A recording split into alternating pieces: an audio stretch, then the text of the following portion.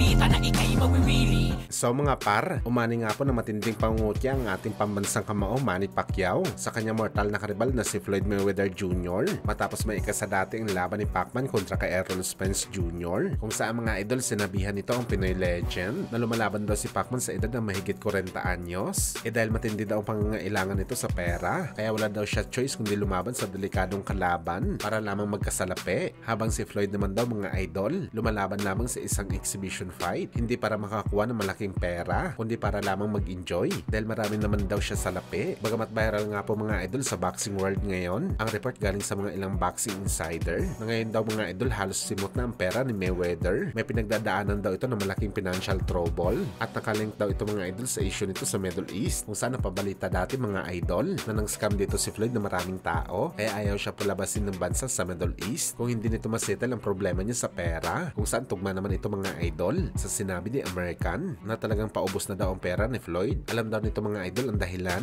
ayaw lang nito sabihin at hindi na daw siya magugulat mga idol kung sasampa ulit si Floyd sa exhibition fight sa edad na 47 anyos. Well, ang masasabi lang natin dito mga idol, literal na karma talaga nangyari kay Kalbo. Tila ang sinabi nito kay Pacman nagipit ito sa pera at kailangan nito lumaban kahit may edad na ito. Itila sa kanya pa mangyayari ito mga idol.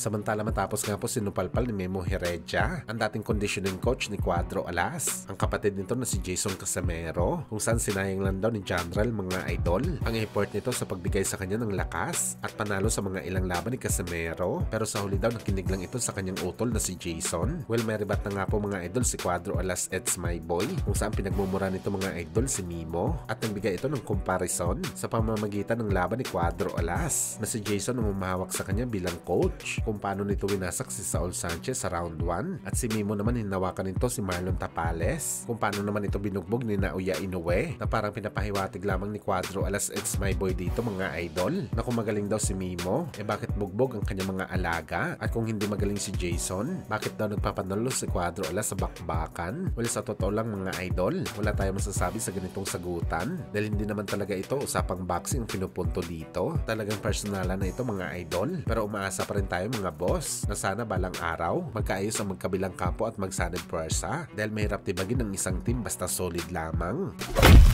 Sa kabilang banda naman mga idol, matapos nga po sinabi ng ating Filipino Flash Nonito Donaire Jr. na hindi pa daw siya retired sa boxing sports at gusto pa daw nito lumaban sakaling mabigyan daw siya ng opportunity lalo na sa mga big fight, kung saan mga idol tila seryoso talaga si Flash na gusto pa talaga nito lumaban sa pro sa edad na 42 anyos dahil sa ngayon mga idol sumasabak na ito sa matinding sparring. Hinahasa talaga nito mga idol ang kanyang talim para kung merong laban na si Flash, kondisyon na ito. Nauna na rin sinabi ng Pinoy legend mga idol na gusto pa talaga nito maikasa ang trilogy fight kalaban ng Japanese monster Naoya Inoue. Kaya abangan natin mga idol ang update kay Flash kung tuloy ba ang kanyang plano na lumaban sa pro o manatili na lamang ito ng isang boxing coach.